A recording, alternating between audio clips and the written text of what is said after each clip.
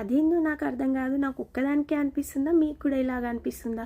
ప్రతిరోజు 12-1 నైట్ నిద్ర రాదు, కానీ శివరాత్రి రోజు ఒక్క పొద్దు ఉంటే కంపల్సరీ 9 కాగానే నిద్ర వస్తుంది. ఇంట్లో ఉంటే నేనైతే 100% పడుకుంటా, కానీ శివరాత్రి రోజు జాగరణ చేయాలి కదా. అందుకే మా ఇంటి దగ్గరలో ఉన్న శ్రీ ద్వాదశ జ్యోతిర్లింగ భువనేశ్వరి మాత టెంపుల్కి వెళ్ళాను. డెకరేషన్ కూడా చాలా బాగా చేసిర్రు టెంపుల్కి.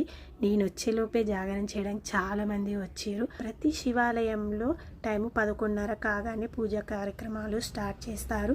12 దాటిన తర్వాత శివయ్యకి లింగోద్భవ అభిషేకం చేస్తారు. ఆ కాల సమయంలో అభిషేకం చేస్తే చాలా మంచిదంట. ప్రతి ఒక్కరికి చెప్తున్నా, మహాశివరాత్రి రోజు కాలరాత్రి సమయంలో జరిగే ఈ అద్భుతమైన ఘట్టాన్ని ఎవ్వరు మిస్ చేసుకోకండి. నేను చాలాసార్లు మిస్ అయ్యాను. నా లైఫ్లో ఫస్ట్ టైం ఆ కాలరాత్రి సమయంలో శివయ్యకు అభిషేకం చేశాను. శివయ్య స్పర్శతో నా జన్మ ధన్యమైపోయింది. ఆ శివయ్యకి భువనేశ్వరి మాతకి లింగోద్భవ కాల సమయాన సుందరమైన అలంకరణ చేశారు. ఒకదాన్ని దర్శనం చేసుకుంటే ఎలా?